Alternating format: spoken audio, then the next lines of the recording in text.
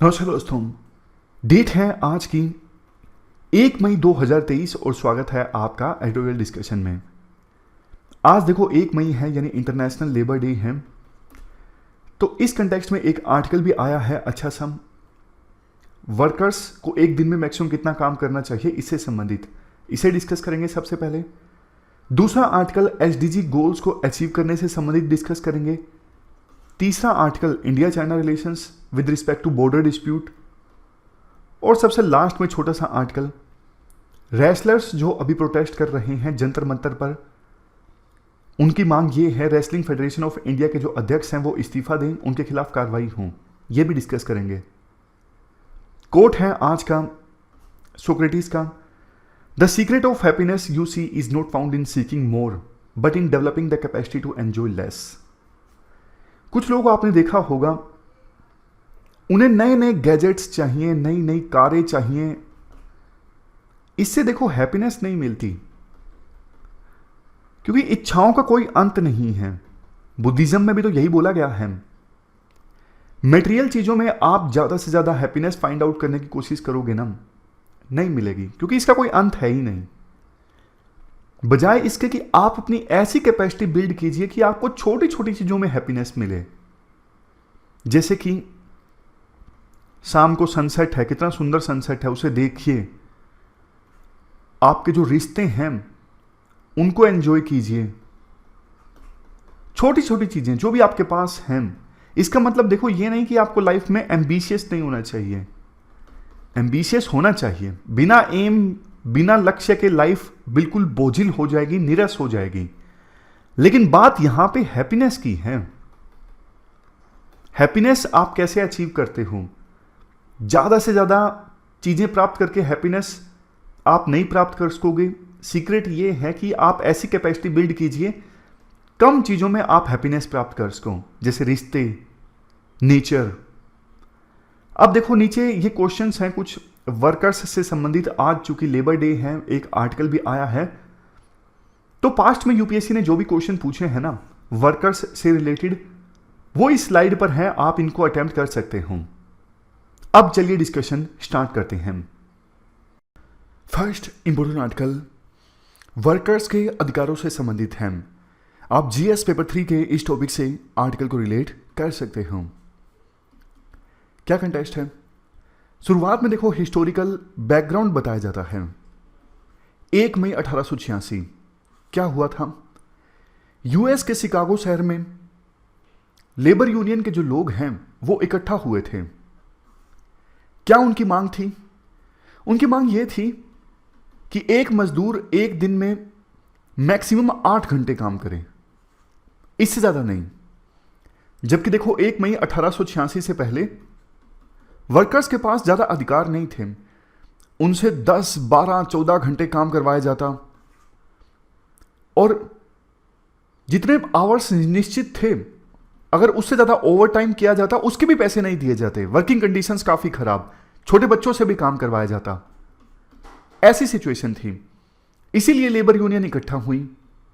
लेकिन देखो 1 मई 1886 को शिकागो में जो लेबर यूनियन इकट्ठा हुई ना प्रदर्शन करने के लिए, एक दिन में 8 घंटे काम हो यह मांग करने के लिए, पुलिस ने उनको मारा पीटा, लाठीचार्ज कर दिया, बेरहमी से पीटा।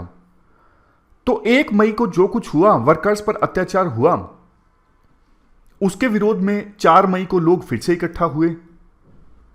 उस दिन फिर से वायलेंस हुआ, एक तरफ लेबर यूनियन, दूसरी तरफ पुलिस। तो वो जो इवेंट है ना, खास करके 1 मई वाली, लेबर अधिकारों के संदर्भ में काफी यादगार इवेंट थी। 1889 में एक कॉन्फ्रेंस हुई थी, इंटरनेशनल सोशलिस्ट कॉन्फ्रेंस। इस कॉन्फ्रेंस में डिसाइड किया गया 1 मई का जो दिन है इसे हर साल इंटरनेशनल लेबर डे के रूप में ऑब्जर्व किया जाएगा। इस दिन छुट्टी होगी, यह इंटरनेशनल हॉलिडे होगी लेबर के लिए। इसे ही आज के समय में मे डे कहा जाता है। बाद में देखो 1919 में इंटरनेशनल लेबर ऑर्गेनाइजेशन ने hours of work industry convention को अडॉप्ट किया। इस कन्वेंशन में यह डिसाइड किया गया कि मजदूर एक दिन में मैक्सिमम 8 घंटे काम करेगा या करेगी, और एक हफ्ते में मैक्सिमम 48 आवर्स काम किया जाएगा एक वर्कर के द्वारा। उस समय हमारे देश में तो ब्रिटिश इंडिया की सरकार थी। इन्होंने 2 साल बाद 14 जुलाई 1921 को इस कन्वेंशन को रेटिफाई कर दिया, बोला कि हम भी मानते हैं, हमारे यहां पर भी एक वर्कर एक दिन में सिर्फ 8 घंटे काम करेगा और एक हफ्ते में सिर्फ 48 आवर्स। बाद में देखो अलग अलग देशों में प्रदर्शन स्टार्ट हो गया। वर्कर्स ने अलग अलग देशों में दबाव डाला अपनी अपनी सरकारों पे कि आप भी इस कन्वेंशन को मानिए, आप भी ये प्रोविजन कीजिए, एक दिन में मैक्सिमम 8 घंटे काम। आज तो देखो जो अमीर देश है ना, स्विट्जरलैंड, डेनमार्क, नीदरलैंड, इन्होंने वर्किंग आवर्स को काफी रिड्यूस कर दिया है,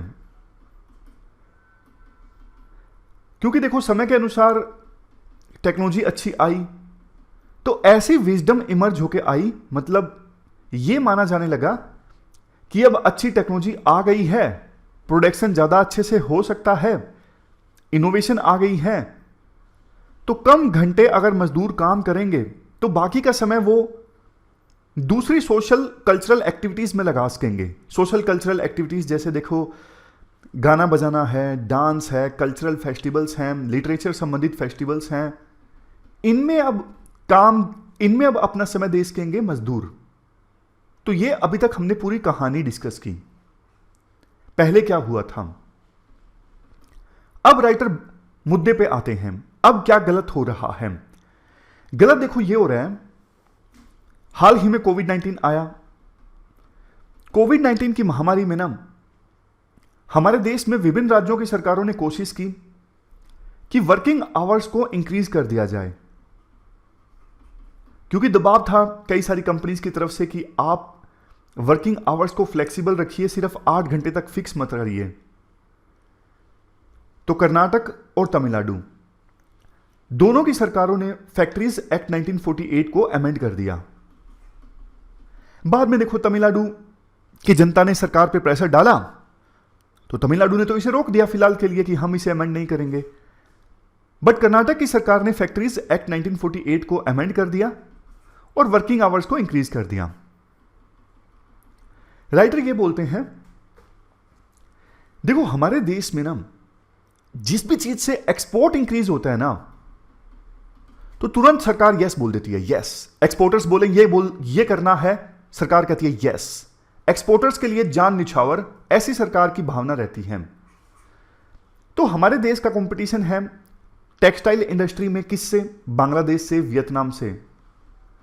अब वहां पे ना मजदूरों के लिए वर्किंग आवर्स 8 घंटे हों ऐसा कोई प्रोविजन नहीं है। तो एक्सपोर्टर बोलते हैं कि बांग्लादेश से हमारा कंपटीशन है, वहां पे मजदूरों के वर्किंग आवर्स 8 घंटे नहीं है, हमारे देश में 8 घंटे निश्चित हैं, तो हमें एक्सपोर्ट के ऑर्डर्स पूरा करने में दिक्कत आती है। तो सरकार ने बोला कोई दिक्कत नहीं है, हम आपकी हेल्प करेंगे। इसलिए वर्किंग आवर्स मजदूरों के पहले जो 8 घंटे थे वहां पे सरकार फ्लेक्सिबिलिटी लेके आई। अब राइटर ये बोलते हैं, देखो बांग्लादेश, वियतनाम, ये तो सबसे बुरे देश हैं लेबर राइट्स के मामले में। ग्लोबल राइट्स इंडेक्स है जो इंटरनेशनल ट्रेड यूनियन कॉन्फेडरेशन के द्वारा लॉन्च किया गया। इस ग्लोबल राइट इंडेक्स में जो 10 सबसे बुरे देश है ना परफॉर्म करने वाले, उनमें से एक है बांग्लादेश। ये जो इंडेक्स है स्कोर देता है 1 से 5 के बीच में। 1 मतलब बेस्ट कंट्री लेबर राइट्स के मामले में, 5 मतलब सबसे वर्स्ट कंट्री, सबसे बुरा देश। तो वियतनाम का जो स्कोर है ना इस इंडेक्स में 4 है, यानी कि बहुत ही खराब। तो इन देशों से इंडिया को मुकाबला नहीं करना चाहिए। और वैसे देखो ease of doing business index के नाम पर बहुत बार सरकार क्या करती है, फॉरेन कैपिटल को इनवाइट करने के लिए सब्सिडी देती है बाहर की कंपनीज को, आप यहां पे आइए, हम आपको सब्सिडी देंगे। सब्सिडी तो देती ही है, कई बार देखो नॉर्म्स भी उनके लिए काफी आसान बना देती हैं। जैसे ये कंपनीज सरकार के सामने शर्त रखती हैं कि हम यहां पे तब आएंगे, कोई यूनियन नहीं होनी चाहिए या फिर वीक यूनियन होनी चाहिए, और चीप स्किल्ड लेबर अवेलेबल हो। ऐसी ऐसी डिमांड्स रखी जाती हैं इन कंपनीज के द्वारा।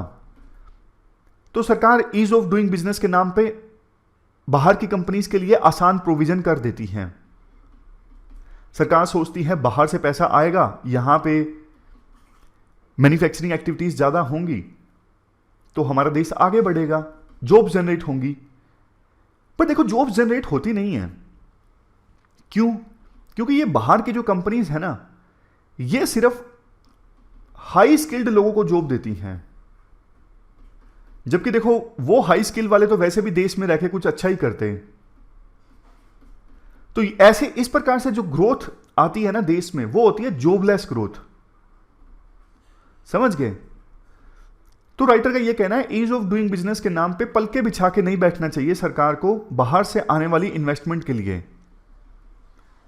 अब कर्नाटक ने वर्किंग आवर्स को एक दिन में 12 कर दिया है इंक्लूडिंग रेस्ट, लेकिन वीकली जो थ्रेश होल्ड है ना वो 48 आवर्स है अभी भी। अब एक और चीज, अभी तक ना 3 शिफ्ट का प्रोविजन था, लेकिन धीरे धीरे कुछ कंपनीज 2 शिफ्ट का प्रोविजन लेके आ रही हैं। सिर्फ 2 शिफ्ट होंगी, 3 शिफ्ट नहीं होंगी। और देखो अगर मान लीजिए एक दिन में मजदूर 12 घंटे काम करेगा, 2 घंटे आने जाने के मान लीजिए, 14 घंटे तो उसने बिल्कुल काम में बिता दिए एक दिन में। परिवार के लिए, बाकी चीजों के लिए उसके पास टाइम है ही नहीं। यह दिक्कत है। और देखो वर्किंग आवर्स हम इंक्रीज कर रहे हैं, एक प्रकार से 19वीं शताब्दी की तरफ हम पीछे जा रहे हैं, उल्टा चल रहे हैं। समाज आगे चल रहा है, टेक्नोलॉजी नहीं आ रही है, लेकिन वर्कर्स के राइट्स के मामले में हम पीछे जा रहे हैं। और सरकारें ऐसा क्यों कर पा रही हैं? कोई लेबर यूनियन नहीं, या तो है नहीं यूनियन या फिर बहुत कमजोर। अपोजिशन कुछ नहीं बोलता ऐसे इश्यूज पर। इसलिए सरकारें इस प्रकार से वर्किंग आवर्स को इंक्रीज कर पा रही हैं बिना किसी अपोजिशन के। कोई विरोध भी नहीं कर रहा है। तो यह पूरा आर्टिकल हमने डिस्कस किया लेबर राइट्स के मामले में। अब चलते हैं आगे। इसके बाद नेक्स्ट आर्टिकल हमारे देश में सस्टेनेबल डेवलपमेंट गोल्स को अचीव करने से संबंधित है। आप जीएस पेपर सेकंड के इस टॉपिक से आर्टिकल को रिलेट कर सकते हैं। देखो 2030 से पहले पहले इन 17 एसडीजी गोल्स को अचीव करना है, और 17 एसडीजी गोल्स के अंदर स्पेसिफिक 169 टारगेट्स हैं, उनको अचीव करना है। कंटेक्स्ट ये है, हाल ही में चूंकि G20 की प्रेसिडेंसी इंडिया के पास है, तो G20 के जो मेंबर कंट्रीज हैं ना, उनके फाइनेंस मिनिस्टर्स और सेंट्रल बैंक के गवर्नर्स इंडिया में उनकी मीटिंग हुई थी। उस मीटिंग को प्रधानमंत्री मोदी ने भी अटेंड किया था। तो प्रधानमंत्री मोदी ने यह कंसर्न जाहिर किया था एसडीजी गोल्स पे जो प्रोग्रेस है ना वो धीमी पड़ रही है। अगर बात करें हमारे देश में फिलहाल क्या सिचुएशन है, हम कितना आगे पहुंचे हैं इन गोल्स को अचीव करने के लिए, जैसे देखो न्यू नेटल मोर्टेलिटी रेट है, इसके अलावा अंडर 5 मोर्टेलिटी रेट है। न्यू नेटल मतलब बच्चे के जन्म के 28 दिनों के अंदर अंदर बच्चे की डेथ हो जाती है, और अंडर 5 मोर्टेलिटी रेट मतलब 5 साल की एज बच्चा अचीव करता है उससे पहले ही बच्चे की डेथ हो जाती है। तो इन दोनों रेट्स से संबंधित जो टारगेट्स हैं ना, ज्यादातर डिस्ट्रिक्ट्स में ऑन टारगेट है। कुछ डिस्ट्रिक्ट्स ऐसे हैं, जैसे देखो 286 डिस्ट्रिक्ट्स में neonatal mortality rate target पे नहीं है, और 208 डिस्ट्रिक्ट्स में अंडर 5 मोर्टेलिटी रेट टारगेट पे नहीं है। अब ऐसे ऐसे ना अनेकों एग्जांपल्स दिए जाते हैं। जैसे देखो ज्यादातर डिस्ट्रिक्ट्स में जो एडोलसेंट प्रेगनेंसी है ना, अब इसके कम केसेस सामने आ रहे हैं। मल्टी डायमेंशनल पॉवर्टी जो है वो कम हो रही है। ज्यादा महिलाओं के आज के समय में बैंक अकाउंट्स हैं। तो ये चीजें ज्यादातर जिलों में इंप्रूव हुई हैं। बट देखो कुछ चीजें जो अभी भी बहुत सारे जिलों में इंप्रूव नहीं हुई हैं, वो है जैसे clean fuel for cooking, hand washing, clean water. ये चीजें अभी भी बहुत सारे जिलों में ठीक नहीं हैं, ज्यादातर जिलों में। एक और चीज देखिए, चाइल्ड मैरिज है। ऐसा एक भी जिला नहीं है जिसे हम कह सकें वो अभी चाइल्ड मैरिज फ्री है। समझ गए? तो राइटर देखो सॉल्यूशन क्या देते हैं। प्रॉब्लम्स ऐसी बहुत सारी हैं, मतलब बहुत सारे ऐसे सस्टेनेबल डेवलपमेंट गोल संबंधी टारगेट्स हैं जो अभी ट्रैक पे नहीं है। अगर उनको अचीव करना है तो बहुत कुछ किया जाना चाहिए। क्या किया जाना चाहिए, उसी पर हमारा मेन फोकस है इस आर्टिकल में, क्योंकि डेटा तो बहुत सारा है कि किस इंडिकेटर पे क्या चल रहा है। 169 टारगेट्स हैं, हर एक टारगेट की क्या सिचुएशन है वो अभी हम नहीं डिस्कस कर सकते, लेकिन क्या किया जाना चाहिए सभी टारगेट्स को अचीव करने के लिए वो जरूरी है। राइटर ये कहते हैं कोविड-19 के दौरान जो हमारा रिस्पॉन्स था ना, वैसा ही रिस्पॉन्स होना चाहिए एसडीजी गोल्स को अचीव करने के लिए। उस समय पॉलिटिकल विल थी, state government, central government, bureaucrats, district level पे हर कोई काम कर रहा था इस महामारी से निपटने के लिए। वैक्सीनेशन प्रोग्राम कैसे चला? जबरदस्त ढंग से चला। डिस्ट्रिक्ट लेवल पे, लोकल लेवल पे इनोवेटिव स्ट्रेटजीज अपनाई गई वैक्सीनेशन प्रोग्राम चलाने के लिए। तो ये जो पॉलिटिकल विल और लगातार एडमिनिस्ट्रेटिव स्ट्रक्चर का मिशन को अपनाना, जैसे ये चीज कोविड-19 की महामारी से लड़ने में देखी गई थी ना, वैसी ही पॉलिटिकल विल और एडमिनिस्ट्रेटिव तत्परता देखी जानी चाहिए एसडीजी गोल्स को अचीव करने में। समझ गए? कोविड-19 की महामारी के दौरान लोकल से लोकल लेवल पे काम हुआ, कैसे महामारी से निपटा जाए। दूसरा पॉइंट राइटर देखो यहां पर ये देते हैं, जिस प्रकार से कोविड-19 की महामारी से लड़ने में डिजिटल इंफ्रास्ट्रक्चर का उपयोग हुआ ना, जैसे कोविन एप्लीकेशन बनी, पता लगता रहा कितने लोगों ने वैक्सीनेशन लगवा ली है, कितने लोग बाकी हैं, कहां कहां पे स्लॉट्स अवेलेबल हैं। इतना बढ़िया प्लेटफॉर्म बना कोविन। बाद में दूसरे देशों ने मांगा, उनको भी दिया गया। तो ऐसा ही डिजिटल इंफ्रास्ट्रक्चर क्यों नहीं बनाया जाता एसडीजी गोल्स को अचीव करने के लिए? काबिलियत की कमी नहीं है, हमारे देश में जबरदस्त काबिलियत है, तो यूज होना चाहिए। पॉलिटिकल विल हो तो बढ़िया डिजिटल इंफ्रास्ट्रक्चर क्रिएट किया जा सकता है। पूरा डैशबोर्ड अच्छे से, कौन से जिले में कौन सा इंडिकेटर बाकी है, कहां पे कितना काम हुआ है, कितना पीछे है कौन सा जिला, सारा डेटा अगर अवेलेबल हो डैशबोर्ड पे, फिर टारगेट्स को अचीव करना और भी ज्यादा आसान हो जाता है। नेक्स्ट चीज, मार्च 2020 में जब महामारी आई थी, सरकार ने 1,70,000 करोड़ का प्रधानमंत्री गरीब कल्याण योजना लॉन्च की, गरीबों को मदद पहुंचाने के लिए। और बहुत सारी स्कीम्स चलाई गई, जैसे प्रधानमंत्री गरीब कल्याण अन्न योजना। 800 मिलियन लोग कवर थे इस योजना के अंतर्गत। काफी सारी और स्कीम्स सरकार ने उस समय चलाई, छोटे बिजनेसेस को हेल्प करने के लिए, एग्रीकल्चर सेक्टर को राहत पहुंचाने के लिए।